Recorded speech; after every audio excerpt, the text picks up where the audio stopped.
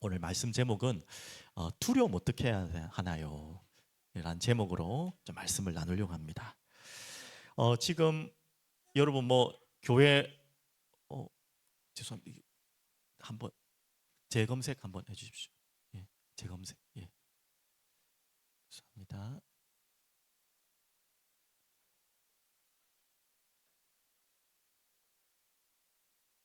재검색을 제가 안 해가지고. 예.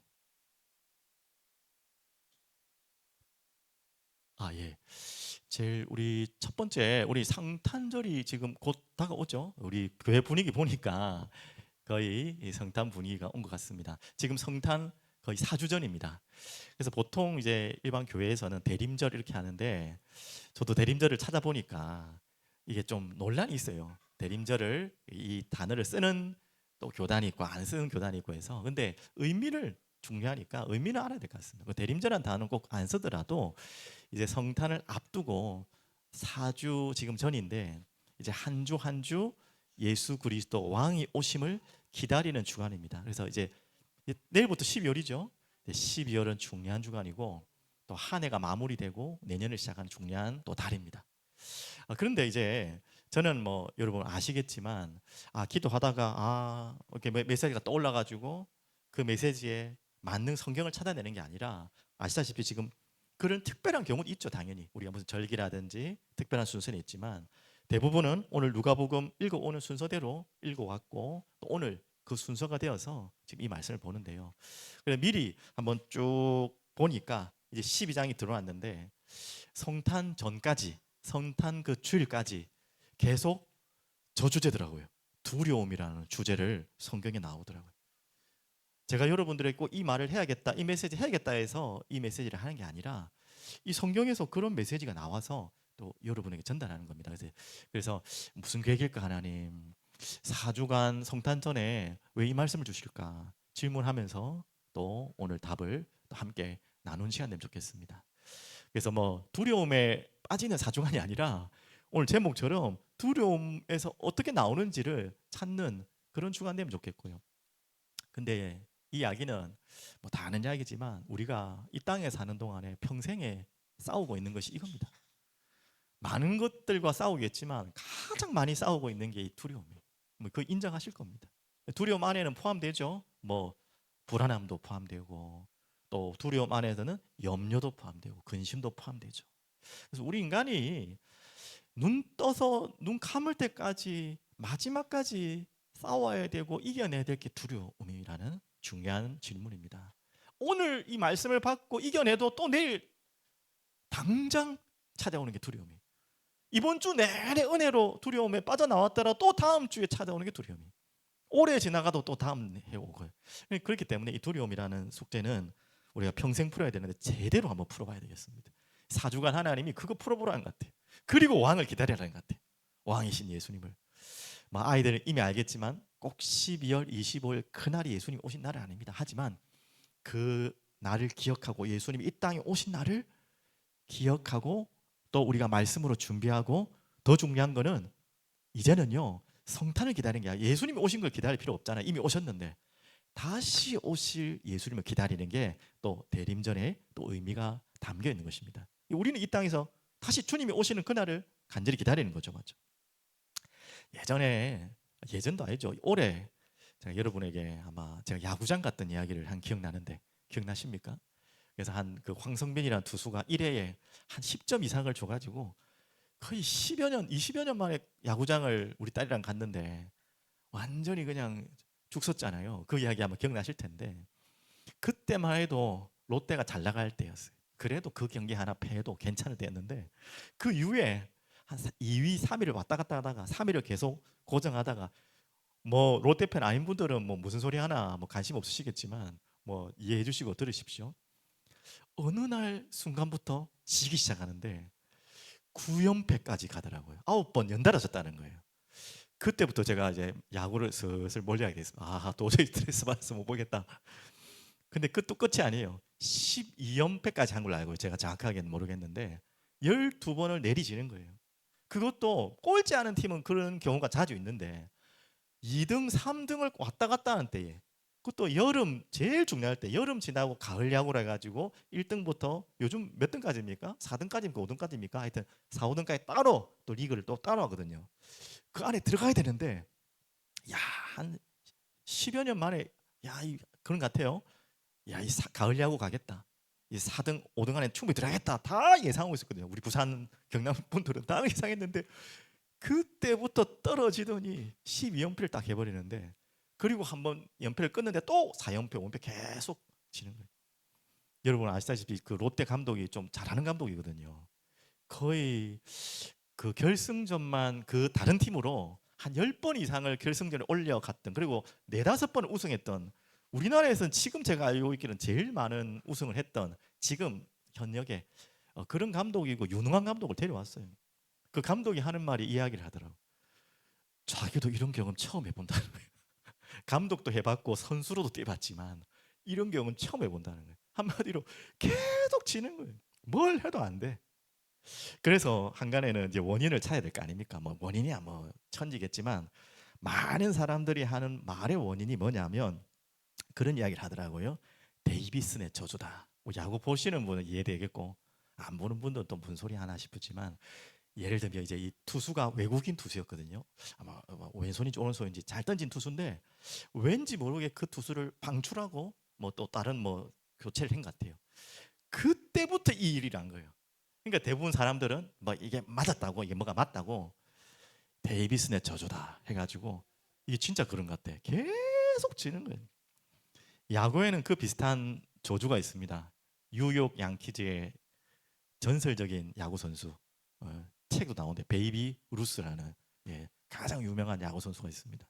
거의 오타니 지금 오타니가 제일 유명하잖아요. 과거의 오타니와 같은 투수도 하고 타자도 하고.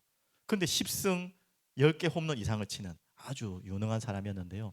이분이 보스턴 레드삭스에서 양키즈로 옮기면서 하여튼 그 말이 시작되어서 이 뭐인가 베이비루스 별명이 밤비노라는가 봐요. 밤비노. 그때부터 이 보스턴 레드삭스가 계속 이 우승을 계속했던 팀이거든요. 우승을 못 하는 거예요. 그래서 밤비노의 저주다. 이런 말이 여러분 뭐 야구 모르셔도 아마 상식적으로 아시면 좋을 것 같아요. 또 그 비슷한 게 야구에 있어요. 염소의 저주다. 어떤 팬이 염소를 끌고 왔어요. 야구 보러. 근데 냄새 난다고 쫓아낸 거예요. 그래서 그 염소 주인이 또 보스턴 레드삭스 같네. 하여튼 이 팀은 다른 팀인가요? 이 팀은 절대로 우승 못한다 하고 저주를 퍼붓고 간 거예요. 진짜 그대로 한 몇 년을 진짜 그게 또 염소의 저주다 이런 게 있거든요. 지금 제가 왜 얘기를 하냐면 이걸 믿으라고 이야기하는 게 아니라 그만큼 참 뭔가가 안 될 때 우리 이 사람들은 그 경기를 분석하거나 아니면 그 뭐 게임을 분석하거나 전략을 분석하거나 팀을 분석하는 것도 중요한데 희한한 이런 고리들을요 잘 찾아내요. 그게 우리 인간의 본능 같아요. 근데 또 그게 이상하게 맞아. 그러니까 맞는 것 같으니까 더 막 이게 뉴스화되고 하는 것입니다. 저주다, 징크스다. 그래서 여러분 알다시피 운동 선수 중에 징크스 없는 운동 선수 거의 없다고 봅니다. 뭐 믿음 있는 선수들 빼고는 믿음 있는 선수도 아마 있겠지만요. 거의 뭐 서장훈도 그러더라고요. 뭐 하여튼 뭐 진 경기 그때 입었던 옷은 절대 안 입던다든가. 뭐 하여튼 뭐 그 경기가 안 됐을 때 뭐 뭐 했던 뭐 생각들 이런 걸 안 하거나 뭐 이런 거 있잖아요. 이 말은 결국 뭘 이야기하는 것입니까? 인간 내면 속에 있는 가장 깊은 저주, 액땜, 뭐 여러 가지 표현하지만 두려움이 가득 차 있다는 거예요. 그것을 또한 시스템화 만들어서 뭐 이렇게 뭐의 저주 만드는 거예요. 결국 인간이 뭐 지금 작은 스포츠 하겠지만 다 무속과 우상에 빠질 수밖에 없는 메커니즘에 다 빠져 있는 거예요. 왜 그렇습니까? 결국은 그 마음 속에 깊은 두려움이거든요. 여러분 그럴 때 있잖아요. 믿는 우리도 그럴 때 있잖아요. 이게 뭐 일이 안 돼도 계속 안 될 때 있잖아요. 한 번씩 됐다가 안 됐다가 징검다리 되면은 그런 게 없는데 방금 무슨 저주다 뭐다 한 것처럼 계속해서 말도 안 되게 계속 안 될 때가 있잖아요. 그때는 불신자들 믿지 않는 분들은 야 이거 뭐다 이거 뭐 씌었다 뭐 저주다 이러잖아요. 그래서 결국 어디로 갑니까? 그거 풀려고 뭔가 간다니까요. 그러니까 뭔가 우상에 뭔가에 빠지는 메커니즘에 빠질 수밖에 없어요. 우리 신앙인들도 그럴 때 오잖아요. 여러분 어떻게 하십니까? 이때 참 애매하죠. 믿지 않는 자들은 뭐라도 뭐라도 하는데 믿는 우리들은 할 게 없잖아요. 근데 여러분 기억하십시오. 믿는 자에겐 다른 해석이 필요합니다. 오늘 이야기의 서론이 전체 주제이기도 합니다. 무슨 해석이 필요합니까? 지금 여러분이 믿고 있는데, 예수를 믿고 있는데 신앙생활 하는데 자꾸만 안 되는 것 같아요. 뭐 어떤 부분에. 그거는요, 하나님께서 세밀하게 간섭하고 계시는 것입니다. 믿지 않는 자들에게는 이게 이해가 안 되고 또 자기하고 상관없는 이야기겠지만, 믿는 우리에게는 세밀하게 간섭하고 계시는 거예요. 그래서 결국은 뭘 해도 안 되는 상태인 것처럼 보이지만 뭘 해도 되는 상태로 바꾸려는 거예요. 또 오해하지 마십시오. 그러면 모든 만사형통 되는, 그렇게 하나님 만드신다는 그런 의미의 좁은 의미가 아니에요. 어떤 게 뭘 해도 되는 상태냐면 하나님을 온전히 알아가는 상태, 하나님을 완전히 의지하는 상태, 이게 뭘 해도 되는 상태예요. 믿는 자들에게 하나님이 이끄시는 방법은 이겁니다. 여러분에게, 믿는 자에게 이런 해석이 필요한, 이런 해석이 없으면 자꾸 불안한 거죠. 믿고 있는데 불안한 거예요. 내가 뭘 잘못했나? 또 뭐 하나님 나를 뭐 벌 주시나? 뭐 그 부분도 있겠지만 그거는 본질이 아니잖아요.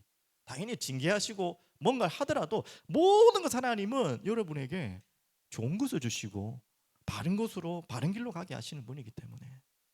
자, 우리가 이 땅을 살아가는 동안에 방금 말씀드렸지만 마지막까지의 싸움이 두려움, 염려, 불안과의 싸움이라고 했습니다. 왜 이 이야기를 하냐면 처음부터 그 싸움으로 시작됐어요. 우리 인간이. 그 불안함, 두려움이 성경에는 뭐라고 했습니까? 형벌을 가져온다. 요한일서 4장에 보시면 그런 말씀 나오거든요. 왜 그런 말씀을 하실까? 우리 인간이 두려울 수도 있지. 아니, 두려운 게 당연한 거 아닙니까? 근데 왜 형벌이 온다고 했죠? 그 두려움과 바로 형벌을 연결하지 말고 두려움의 원인이 죄예요.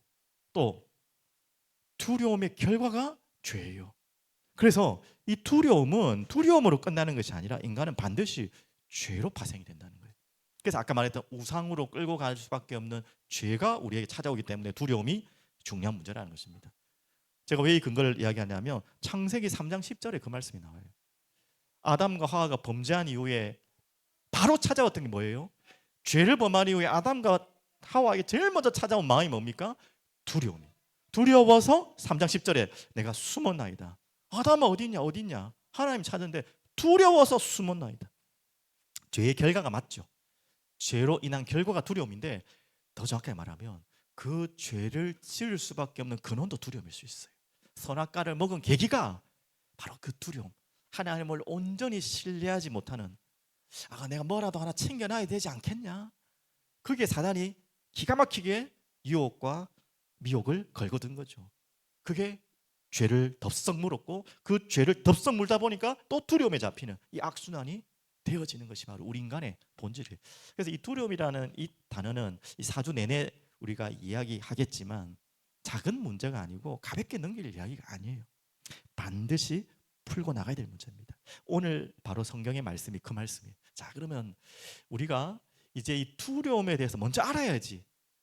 지피지기면 뭐 100점 100점 불패입니까? 하여튼 남을 상대를 알아야지, 그 대상을 알아야지 우리가 이길 수 있는 답도 알겠죠. 제일 먼저 두려움은 무엇입니까?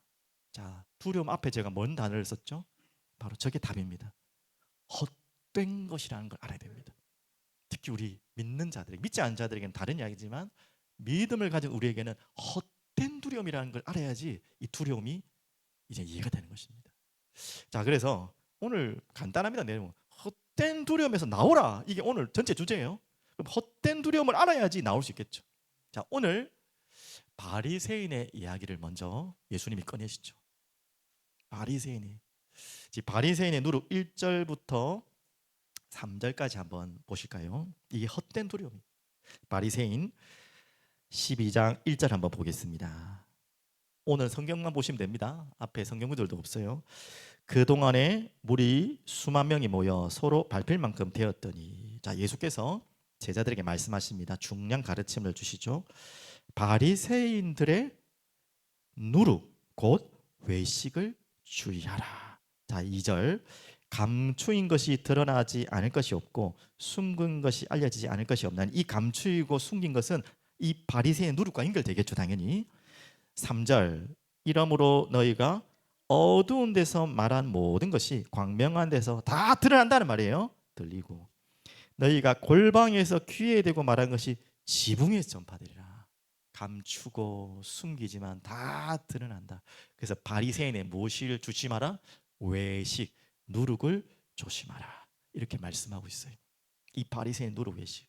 자, 이러면 여러분 조금 지났지만 3주 전의 메시지가 좀 기억나셔야 되는데 이 연결되는 이야기는 계속요. 바리새인이 왜 외식을 할까요? 왜 그 외식을 누룩이라 표현했는데 그런 안 좋은 것들을 만들어낼까요? 바로 가면을 썼다는 메시지 기억나시죠? 맞죠? 그 메시지가 연결되는 것입니다. 지금 계속 연결되는 이야기거든요. 왜 그러면 가면을 쓴다고 했습니까? 왜 바리새인은 겉으로 포장한다고 했습니까? 왜 감추려고 하죠? 숨기려고 하죠? 다 덮으려고 하죠? 그 근원이 뭐라고 했습니까? 오늘 제목이 바로 그 두려움입니다. 그 두려움의 원인은 이미 설명했습니다. 이해는 됩니다.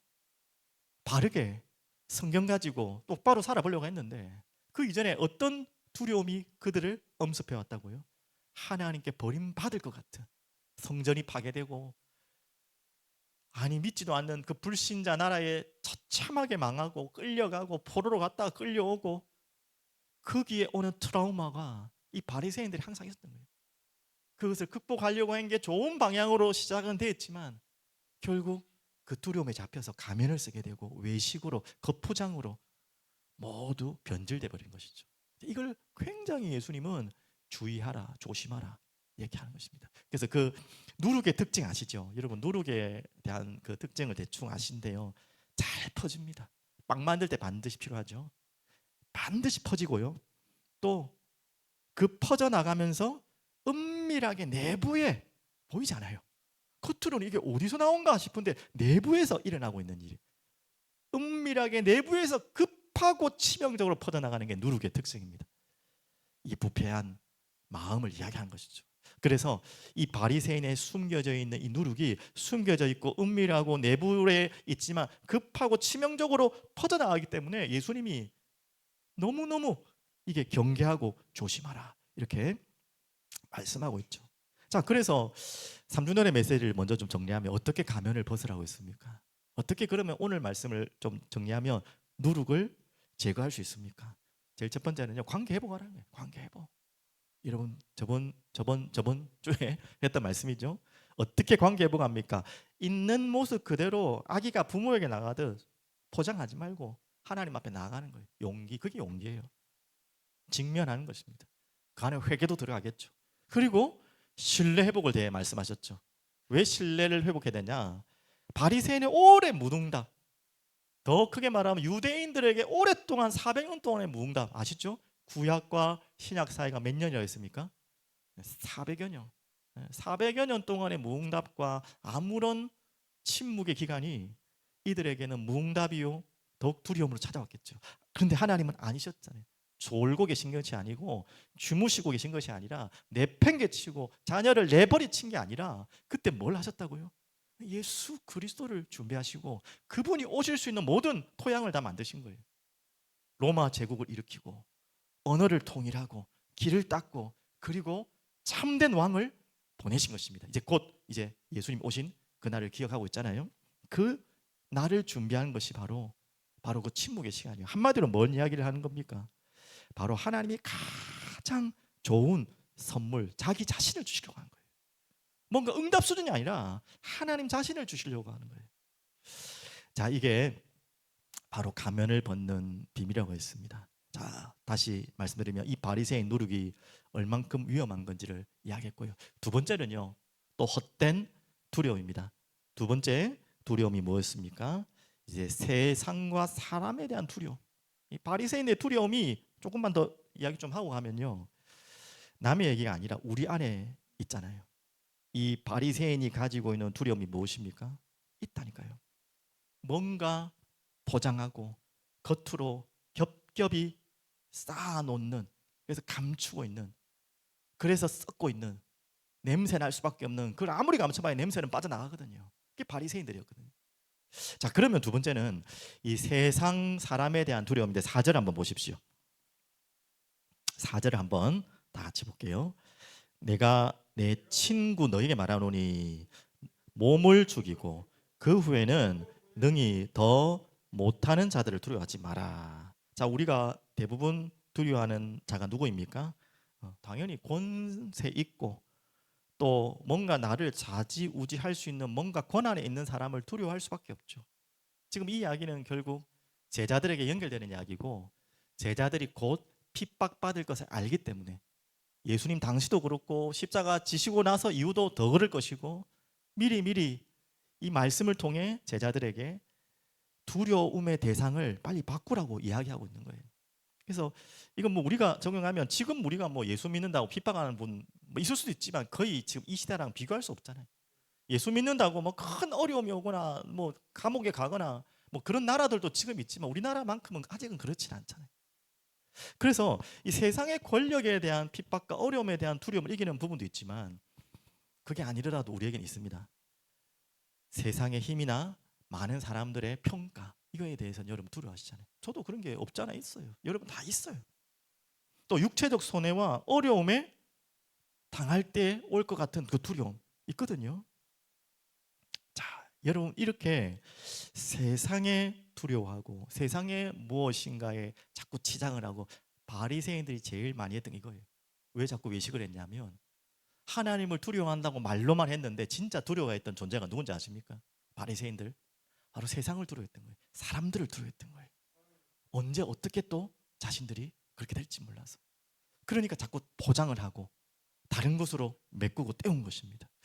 반드시 이게, 수학 여러분 다 옛날 배우셨죠? 반비례 있잖아요. 반비례. 뭐가 올라가면 뭐는 거꾸로 가고, 수요와 공급 보통 그러잖아요. 수요가 올라가면, 아니, 공급이 뭐 떨어지면 가격이 올라가고 내려가고 있잖아요. 그런 것처럼 절대 만날 수 없는 반비례가 뭐냐면, 사람을 의식하고 사람을 많이 두려워하는 분도 있죠. 또 세상에 막 눈치 잘 보는 분도 있죠. 그게 원래 두려워서 또 그런 표현이 나는 거죠. 아니면 어릴 때 상처도 있고 과거에 상처도 있어요. 내가 또 부모님의 사랑받지 못했거나 세상에 이렇게 뭔가 이렇게 막 인정받지 못한 분들이 거기에 대한 연약함을 자꾸 겉으로 다른 표장을 하는데, 반드시 이게 반비례입니다. 세상에 신경 쓰고 사람한테 신경 쓰고 사람한테 계속 뭔가를 두려워하고 그것에 대해서 포장을 하면 반대로 하나님을 잊어버려요. 반드시 그렇게 돼 있어요. 이상하게 그렇게 돼 있어요. 그 말이 왜 그러냐? 그럴 수밖에 없어요. 거꾸로 얘기해 볼까요? 하나님을 두려워하지 않는다는 반증이 바로 세상을 두려워한다는 말입니다. 또 한 가지 기억하십시오. 여러분 영적 두려움에 이렇게 또 속고 있는 분 있을 겁니다. 이건 또 믿음에 있는 분들이죠. 사단, 귀신, 뭐 영적 세력, 여기에 어릴 때부터 과거의 배경이 뭐 우상의 배경이라든지 또 이런 배경에 자라신 분들은 여기에 대한 두려움이 많이 있는 분들이 있어요. 저도 없잖아, 있다고 봐야겠죠. 자, 여러분 오늘 메시지는 당연히 속이는 게 사단이지만, 그 사단의 두려움에 대해서는 예수님 말씀도 안 하고 계세요. 예수님은 한 번도 사단을 두려워하지 마라 말을 안 하세요. 왜 그러냐면 두려워할 대상이 아니라는 거예요. 이미. 여러분 꼭 기억하십시오. 이번 또 크리스마스 성탄 뭐 준비하겠고, 예전에 우리가 많은 성탄에 이건 준비하는 뭐 이렇게 연극이라든지 뭐 보면 뭐 많은 그 성탄의 주인공이 보통 누가 됩니까? 예수님이 주인공이 되어야 되잖아요. 근데 예수님을 주인공을 하기 위해서 그런지 몰라도 사단이 주인공일 때가 너무 많아요. 그렇게 막 이렇게 막 재밌잖아요. 그렇게 꾸미면. 제가 뭔 이야기냐면, 누가복음 4장에서 11장까지 다 읽었지만 예수님이 이 귀신을 추방하는 내용이 나옵니다. 10장에는 이 예수님뿐만 아니라 70인 제자들이 나가서 복음 증거하고 오는데 뭐가 떨어졌다고요? 사단이 하늘에서 번개같이 떨어지는 것을 봤다고 나옵니다. 맞죠? 그런 것처럼 절대 사단은 두려워할 대상이 아니에요. 믿지 않는 자에게는 두려울 대상이지만 우리에게는 아니에요. 그렇다고 무시하라는 말은 절대 아닙니다. 11장에는 하나님의 나라의 권세에 대해서 말씀하셨죠. 두려워할 이유가 없다.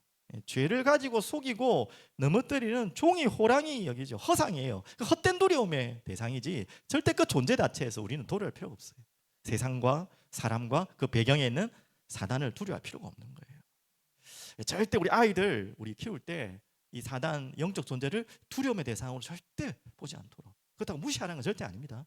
그 대신에 반드시 철저하게 경계해야 될 대상은 맞아요. 경계해야 될 대상이에요.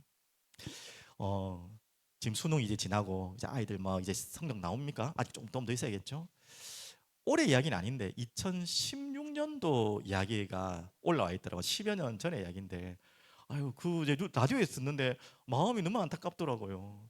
이 여학생인데 재수생이에요. 재수생이 수능을 봤는데 자기도 그때는 지금도 그런지 모르겠지만 도시락을 점심을 싸가나요? 저 때 싸갔지만 어머니가 정성스럽게 도시락을 싸준 거예요. 이제 처음 시간이 국어 시간, 보통 국어를 치나 보죠. 처음 이미 가 있던 국어 시간을 하는데 따르릉 따르릉 전화 소리가 울리는 거예요. 자기는 모르지.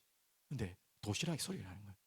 그 열어보니까 전화기가 있는 거예요. 뭐 수능 여러분 나중에 봐야겠지만 수능 때 휴대폰 들고 가면 안 됩니까? 이거 부정행위입니다. 발각되면 바로 거기에서 퇴실 당하고요. 제가 알기로는 그 해 뭐 시험은 당연히 그 친 것 말고 친 것 빼고 아예 그냥 다 부정 다 하고 다음에도 못 쳐요. 올해도 못 치고 내년까지 못 쳐요. 근데 이 친구가 재수생이야. 재수에게 시험을 쳤는데 휴대폰이 있는데 그 휴대폰이 자기 게 아니라 엄마 거. 그럴 수 있겠죠. 도시락 싸다가 어머니가 정신이 이제 급하다 보니까 휴대폰을 같이 넣고 싸버린 거예요. 아 이거 어떻게 합니까 그거를. 그런데 이제 국어 시간에 벨이 울린 거예요. 그러니까 바로 어쩔 수 없잖아요. 이걸 뭐 변명을 어떻게 하겠습니까? 그 자리에서 사람들 다 보고 있는데 당연히 조치당하고 그 시험은 무효가 됐어요. 그리고 다행이지만 뭐 다행이라고 해야 되나요? 그래도 그 뒤에 이제 막 이제 자초지종을 이야기를 해서 내년에 시험 치는 것까지는 봐줬대요. 정상 참작을 해서. 그래서 하지만 올해 시험은 무효가 돼버린 거예요. 근데 이 친구가 너무 웃긴 건 여자 친구 같은데 SNS에 글을 쓴 거예요. 이 사건을. 이런 일이 있었다. 그래서 알게 된 거죠. 그래서 어이구 자기가 재수를 해서 시험을 쳤는데 뭐 굳이 꼭 이번에 대학 아니면 안 된다는 마음은 없었지만 그래도 국어 시험인데 국어가 96점 나온 거야 또. 너무 잘 친 거야. 아, 너무 아쉽다. 뭐 이런 식으로 나왔더라고요. 그러니까 막 댓글이 올라오는데 많은 댓글이 저거 주작이다.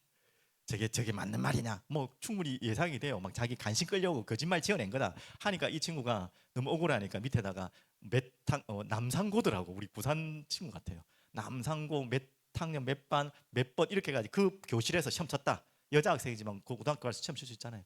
그렇게 탁 올려놓고 해놨더라고요. 내가 그 이야기를 갑자기 뜬금없이 왜 하냐면 이 친구가 믿음이 있는 친구인지 엄친은 전혀 알 수 없지만 그런데 SNS에 글을 쓴 게 그렇게 쓰고 뭐라 썼냐면 그것 때문에 쓴 게 억울하다 쓴 게 아니라 뭘 썼냐면 죄송하다고. 아, 저 때문에 그 당시에 같이 국어 시험을 쳤던 분들이 집중을 못했을 거 아니에요. 뭐 휴대폰 소리 나고 뭐 시끌벅적하고 안 그래도 국어 지문 읽을 것도 많고 시간 바쁜데 얼마나 다른 분들한테 손해줬을 거 아니에요. 자기도 억울하지만 그걸 쓴 거예요. 글을 그것 때문에 쓴 거예요. 자기 억울해서 쓴 게 아니고 아유 같이 그 교실에 있었던 국어 시험 시간에 이런 일이 있었던데 같이 있던 분들에게 너무 죄송하다 이걸 쓴 거예요. 야 이거 참 어떻게 그런 글을 믿지 않는 친구인데 좀 여유 있죠, 맞죠? 야, 그 어머니는 얼마나 힘들었을까? 당사자보다 엄마가 더 힘든 것 같은데 엄마가 더 마음이 쓰라리겠죠, 맞죠? 제가 이야기하고 싶은 건 이겁니다. 아, 안 믿는 분인지 믿는지는 몰라도 아니 이렇게 억울하고 정말 황당한 일이 생기는데도 여유를 가질 수 있는 그런 게 있어야 되지 않습니까? 그게 진짜 우리에게 있어야 되는데 우리는 별것 아닌 것과도 두려워하고 또 없는 것도 만들어내가 두려워하고 그러잖아요, 맞죠? 자, 그러면 이제 두려움이 무엇인가에 대해서는 말씀 나왔고 뭐 이미 뭐 설명 안 해도 너무 잘 알 것이고 자 이제 나오는 방법을 찾아야겠죠. 이 헛된 두려움에서 나오는 방법 왜 나와야 되냐? 다시 말씀드립니다. 이 아까 바리새인의 누룩과 말씀 나눈 것처럼 이 두려움이라는 것은 누룩과 같은 거예요. 은밀하게 내부에 치명적으로 퍼져나가고요. 또 나에게 있는 두려움은 또 가장 가까운 누군가에게 또 계속 전염되고 전달됩니다. 공동체가 있다면 공동체에 전달되겠죠. 반드시 그래야 돼요. 그러니까 절대 그대로 두면 안 돼요. 둥지를 트는 거예요. 예전에 말씀드렸죠. 5만 가지 생각이 있다. 진짜 하루에 여러분과 제가 생각하는 생각 5만 가지래요. 그 5만 가지 생각이래. 5만 가지 생각 다 지나가는데 그 생각 속에 염려와 두려움이 거의 다예요. 그 두려움과 염려, 오만 가지 생각이 우리 뭐예요? 마음의 생각에 둥지를 틀면 된다 안 된다 이 정신과 의사가 아니야 제 얘기 아니에요. 그 둥지를 트는 것이 정신 문제, 마음의 문제, 병의 시작의 근원이래요. 지나가야 다 생각 다 지나가야 되는데 그거를 품고 있는 거예요. 둥지처럼 품어가지고 내 마음에 담아버리니까 그게 부작용이 생기고 병이 생기고 어려움이 생기는 겁니다. 이건 정신적인 것도 그렇지만 영적인 것도 연결되겠죠. 그래서 반드시 품지 말고 버려야 돼요. 맞죠? 나와야 돼요. 그렇죠? 자, 그럼 이게 잘 안 되잖아요. 어떻게 해야 될까요? 자, 다른 두려움을 찾으면 됩니다. 진짜 우리가 두려워야 될 대상, 세상, 사람, 그리고 그들의 시선, 평가, 그들을 향해서 내가 오는 손해, 핍박, 어려움, 맞아요. 그게 두려움이 아니라고는 할 수 없죠. 우리에게 가장 많이 찾아온 두려움이 올 수 있어요. 환경, 상황. 하지만 거기에 여러분이 나올 수 있는 방법이 있어야 돼요. 그게 뭐냐면 더 큰 두려움을 찾아보면 돼요. 이게 좀 이상한 이야기죠. 진짜 두려울 때는 더 큰 두려움이 오면 그 두려움은 아무것도 아니에요. 역설적인 이야기입니다. 바로 오늘 예수님이 주신 답을 한번 찾아보겠습니다. 제가 답을 주지 못하고요. 예수님이 어떻게 그러면 답을 줬습니까? 자, 5절, 6절, 7절. 오늘 읽을 본문 중에는 제 마음엔 제일 중요한 본문입니다. 한번 같이 한번 찾아서 읽어보겠습니다. 자, 어떻게 두려움을 이기라 했습니까? 마땅히 두려워할 자를 내가 너희에게 보이리니 곧 죽인 후에 또한 지옥에 던져넣는 권세 있는 그를 두려워하라.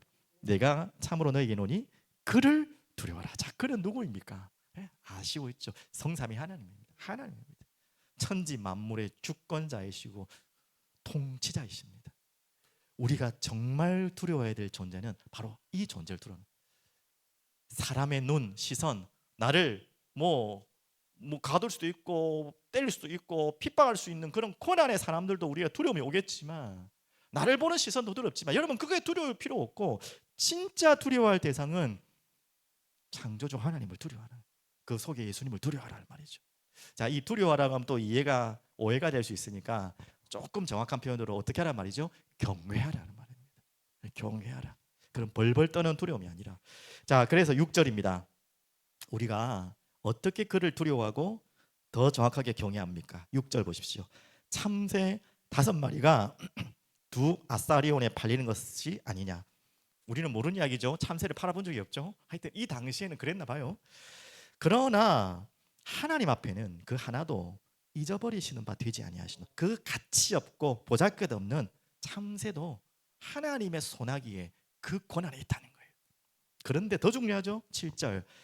너희에게는 심지어 머리털까지도 다 세신 바 되었으니 뭐하라 하지 말고요, 두려워하지 말라. 너희는 많은 참새보다 더 귀하니라. 여러분, 이 믿음을 오늘 가지시기 바랍니다. 당연히 여러분 참새보다 귀한 존재라는 것은 설명 안 해도 되잖아요. 여러분은 하나님이 만드신 피조물 가운데 참새보다 훨씬 소중한 존재입니다. 그 이유가 무엇입니까? 여러분, 하나님 형상이잖아요. 하나님의 피조된 형상이에요. 엄청난 존재예요. 여러분, 그걸 기억하십시오. 근데 오늘 말씀 속에 여러분 잘 아는 말씀이죠. 제일 가슴에 오는 거, 뭐까지 세신다? 하나님이. 좀 유치한 것 같지만 유치한 단어로 써요. 사랑 원래 유치한 거예요. 아버지와 자녀를 사랑하는 그 사랑을 여러분 남의 입장에서 보면 얼마나 유치합니까? 할머니 할아버지가 손주 사랑하는 거 보면요, 남의 입장에서 보면 얼마나 유치해요. 닭살스럽고. 근데 그게 당연한 거예요. 하나님이 우리를 사랑하는 마음이 얼마나 진짜 남사스럽잖아요. 잘 읽어보면 얼만큼 세신다고요? 머리털까지 세신다. 머리털까지 세신다. 그만큼 세심하게 우리를 돌보시고 지키신다는 것입니다. 여러분, 진짜 두려워할 대상을 찾으면 두려울 게 없어요. 반대로 말하면 여러분 다른 것들에게 자꾸 두려움이 온다는 것은 진짜 두려워할 대상을 놓치고 있다는 거예요. 잊어버리고 있다는 거예요. 세상에 이런 말이 있더라고요. 우리 아이들 이야기인지 어른들 이야기인지 모르겠지만 누군가가 싸움이 있을 때, 남녀 간에 싸움이 있을 때 이렇게 얘기한다더라고요. 저는 뭐 모르는 이야기지만 신경 쓰인다 이런 이야기를 듣는다. 저 사람 되게 신경 쓰인다. 나쁜 의미가 아니에요. 좋은 의미로. 저 사람 자꾸 신경 쓰인다. 그런 말 하나요? 국진아, 그런 말 해요? 맞죠? 맞네. 제가 지금 9세대라 가지고 저 혼자 알고 있나 싶어가지고 그렇게 얘기한대요. 이게 나쁜 말이 아니라 자꾸 이제 연애 전이겠죠. 뭔가 관심이 가는 사람 자꾸 신경 쓰는 거예요. 왜? 저 사람 밥 먹었는지 신경 쓰이고. 연애하면 당연한데 연애하기 전에 뭔가 혼자 좋아할 때 있잖아요. 뭔가 이게 할 때 저 사람 어디 있는지 신경 쓰이고, 저 사람 옷 입은 게 신경 쓰이고, 좀 옷을 못 입었을 때도 신경 쓰이고, 잘 입었을 때도 신경 쓰이고, 머리도 신경 쓰이고, 모든 게 신경 쓰이는 거예요. 맞죠? 제가 왜 얘기합니까? 그게 사람끼리도 속된 말이지만 신경이 쓰이는 거예요. 우리가 하나님께서 여러분을 얼만큼 신경 쓰는지 아십니까? 여러분은 얼만큼 여러분이 하나님께 신경 쓰이게 하는 줄 아세요? 머리털 하나 신경, 머리털 계속 세고 있는 것만큼 신경 쓰는 게 있습니다. 저도 제 아이 머리털 한 번도 세본 적이 없어요. 세볼 이유도 없지만 그렇게까지 못하겠어요. 근데 하나님은 여러분을 얼만큼 신경 쓰고 있냐면 머리털까지 쓰고 있는 거예요. 그럼 반대로 우리가 하나님께 그 정도는 아니다. 하나님 우리에게 하는 것만큼은 아니더라도 우리 세상 말로 누구 조금 마음 오는 사람 자꾸 신경 쓰이고 관심 가고 자꾸 내 마음에 떠오르잖아요. 여러분 하나님을 신경 쓰셨어야 돼요. 하나님 신경 쓰. 여러분 두려울 때마다 뭔가 다른 거 신경 쓰이잖아요. 사람들의 왜 뭔가 시선 뭔가 그런 거 되게 신경 쓰는데 사람들이 나를 어떻게 할까? 이렇게 하면 어떻게 할까? 그게 대한 엄청 신경 쓰고 우리는 마음에 품고 있는데 하나님 신경을 안 써요. 쉬운 말 편한 겁니다. 여러분 두려움 이길 수 있는 특효약이 뭐라고요? 하나님 신경 좀 쓰십시오. 하나님 조금만 신경 쓰면 돼요. 그분을 두려워하고 그분을 바라보면 되는 거예요. 여러분 그게 지금 이해할 수 없는 여러분 속에 온 두려움 이길 수 있는 완전한 답입니다. 그를 두려워하라. 맞죠? 그를 경외하라. 조금 속된 말로 그를 신경 써라. 자 그러면 두 번째 또 주신 답이죠. 그를 시인하라. 고백하라. 조금 더 강력한 표현으로는 선포하라 표현가 되겠죠. 자, 그 말씀이 이제 8절부터 11절까지입니다. 제가 읽어드릴게요. 내가 또한 너희에게 말하노니 누구든지 사람 앞에서 나를 신하라 그랬죠. 인자도 하나님이 사자들 앞에 그를 신할 것이요. 유치한 같지만 사랑이에요. 내가 그를 사랑한다고 고백받기를 원하시는 분이 사랑하는 존재의 고백입니다.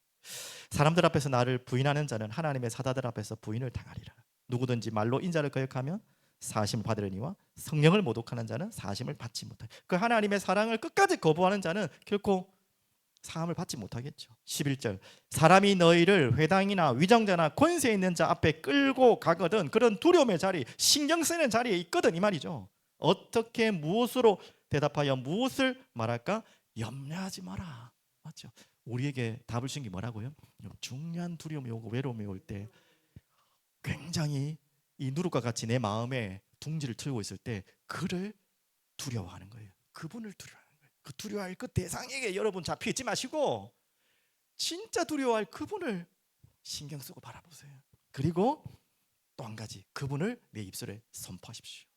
그분의 이름이 여러분에게 허락하신 이름이 아무 이름 여러분 마음대로 쓰면 안 되잖아요. 근데 하나님은 여러분에게 마음대로 그 이름 쓰도록 주셨어요. 그 이름이 무슨 이름입니까? 뭐라고요? 혜나 예수. 너무 잘 보고 있어가지고 예수 이름. 예수 이름은 어떤 이름입니까?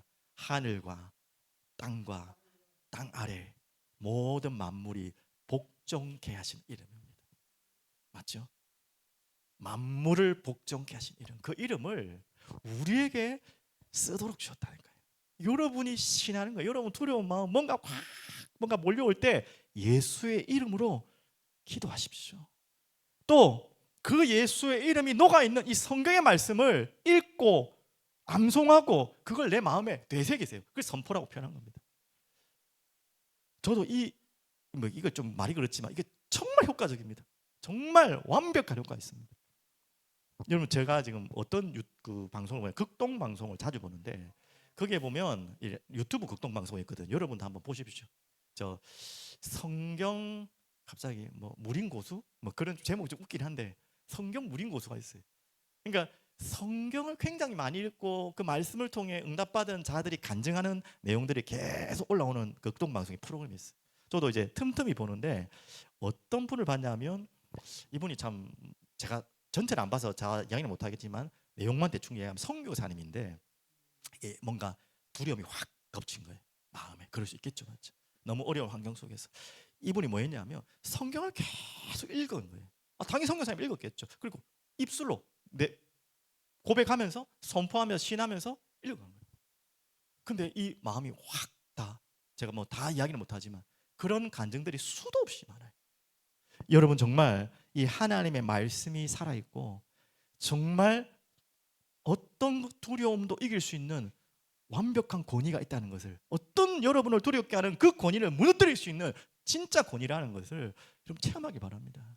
그래서 지금 여러분 아시겠지만 좀 지겨울 수도 있겠지만 여러분들이 좀 딱딱하게도 있겠지만 메시지 그냥 듣고 하는 건 편하지만 여러분 성경을 읽고 또 뭐 이렇게 뭐 듣고 뭐 적고 이런 것까지 솔직히 안 해보던 거 하려니까 좀 힘들죠. 하지만 여러분 지금 저의 가장 중요한 목회방이 그겁니다. 하나님의 성경의 말씀이 정말 살아있느냐, 그 능력이 어떤 능력인가를 함께 맛보려고 합니다. 그래서 이제 신약 성경 감사하죠. 이번에 다 한 여러분 읽으셨더라고요. 다 읽고 이제 구약은 또 해야 할 겁니다. 구약이 안 중요하다는 게 아니에요. 당연히 중요하죠. 이제 신약 성경을 더 세밀하게 쪼개서 이제는 그냥 쭉쭉쭉쭉 전체 큰 그냥 밑그림만 봤다면 세밀하게 하나하나 하나님의 말씀이 어떤 내용인지를 확인하는 시간을 오후 시간 가질 겁니다. 여러분 꼭 기억하시고 좀 함께 하시고, 지금은 좀 딱딱하고 안 해본 거라서 지겨울 수 있지만 꼭 함께 여러분이 이 비밀을 누리길 바랍니다. 그렇게 하나님의 말씀을 읽고 암송하고 선포하고 그러면서 당연히 기도를 해야겠죠. 여러분 그렇게 들어가는 겁니다. 기도하는 것입니다. 저도 뭐 자주 하는 간증이지만 얼마나 많은 뭐 책임감과 여러 가지 개인적으로 두려움과 부담감이 많이 오겠습니까? 근데 너무 감사한 거는 그때마다 기도하거든요. 예, 기도하면 그건 제가 증인될 수 있어요. 예, 기도하면 그 두려움이 불안함이 뭐로 바뀌냐면 진짜 이해할 수 없는 평안함으로 찾아옵니다. 다 뭐 그 경험 안 하신 분도 없겠지만 진짜 한번 맛을 보십시오.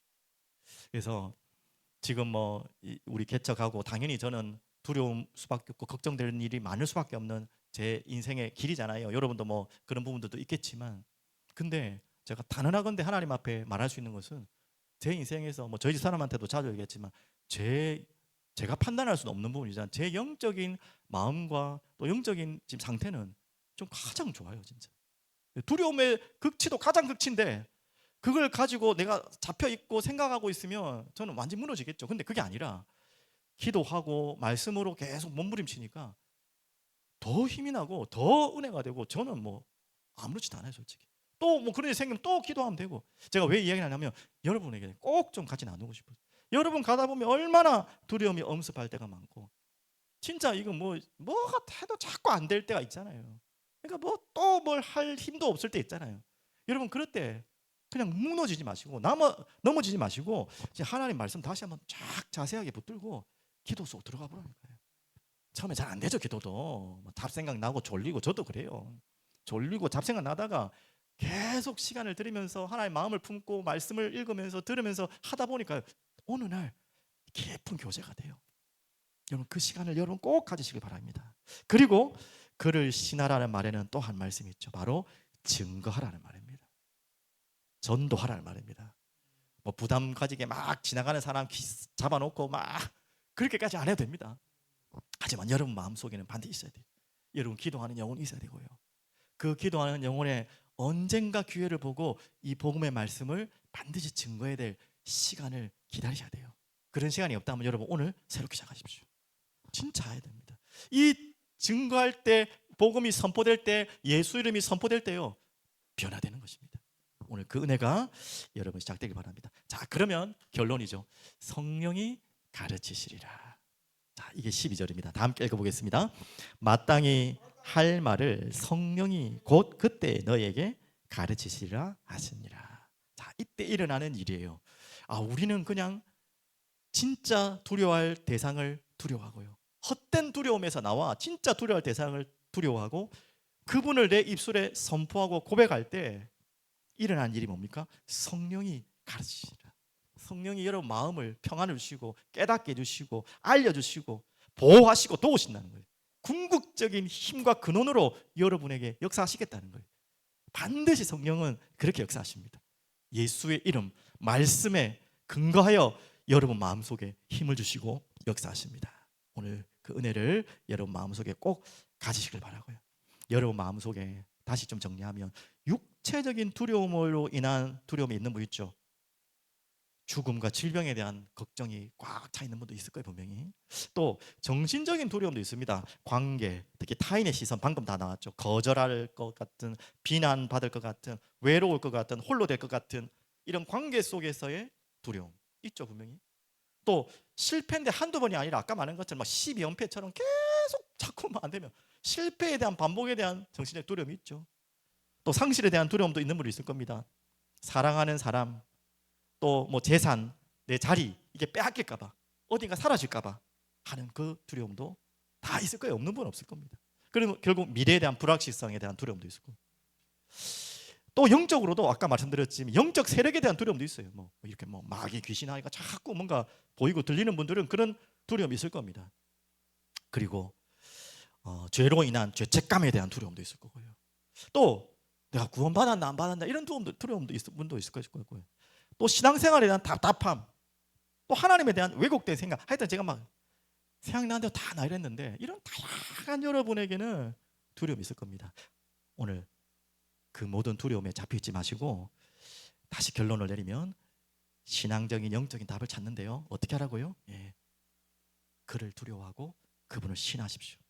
말씀을 다시 읽고 쓰고 암송하고 기도하고 그 하나님의 은혜의 말씀 속으로 들어가는, 그리고 우리 혼자 힘들면 공동체 안에서 함께 그 나누는, 또 여러분 힘들 때는 혼자 끙끙대지 마시고 저에게 당연히 말씀해 주시고 또 주변에 기도할 수 있는 분들한테 기도 요청도 하시고, 이렇게 해서 지금 우리에게 있는 헛된 두려움에서 나오는 여러분들에게 간절히 기도합니다.